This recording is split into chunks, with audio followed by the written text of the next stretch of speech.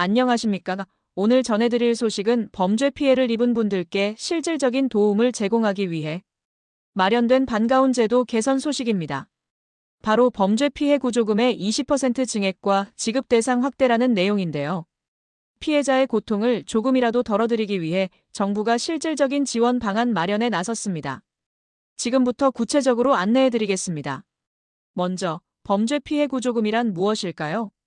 이것은 말 그대로 범죄로 인해 피해를 입은 분들의 신체적, 정신적, 경제적 피해를 보전하기 위해 국가가 지급하는 금전적 지원금입니다.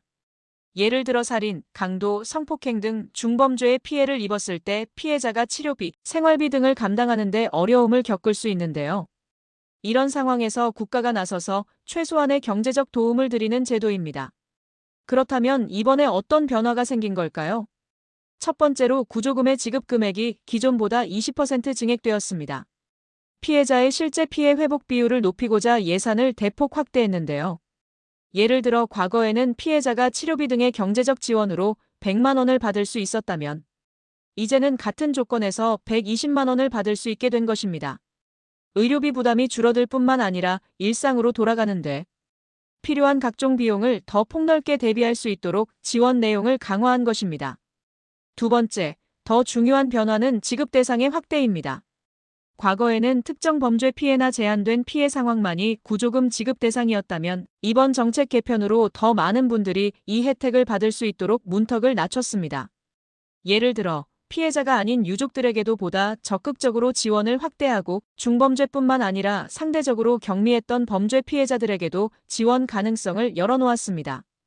또한 외국인 피해자와 미등록 이주민도 구조금 신청이 가능해져서 제도가 한층 포용성을 갖추게 되었는데요. 국적, 신분에 관계없이 실제 피해 회복을 지원한다는 점에서 큰 변화입니다. 그렇다면 많은 분들이 궁금해하실 텐데요. 신청 절차는 어떻게 될까요? 아주 간단합니다. 먼저 피해 사실을 입증할 수 있는 자료를 준비하셔야 합니다. 여기에는 경찰 기록, 병원 비용 영수증, 혹은 법원 판결문 등이 포함됩니다. 이후 범죄 피해자 지원센터나 검찰청을 통해 신청서를 제출하시면 되는데요. 요즘은 온라인으로도 쉽게 신청이 가능하니 시간과 노력을 아낄 수 있습니다. 심사를 거친 뒤 지원 대상으로 확인되면 빠른 시일 내에 구조금이 지급됩니다.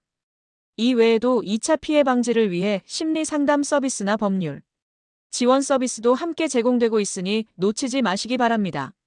범죄 피해는 누구에게나 다시는 겪고 싶지 않은 고통스러운 경험이지만 국가가 제공하는 이러한 실질적인 지원 제도를 통해 조금이나마 회복의 발판이 되기를 희망합니다.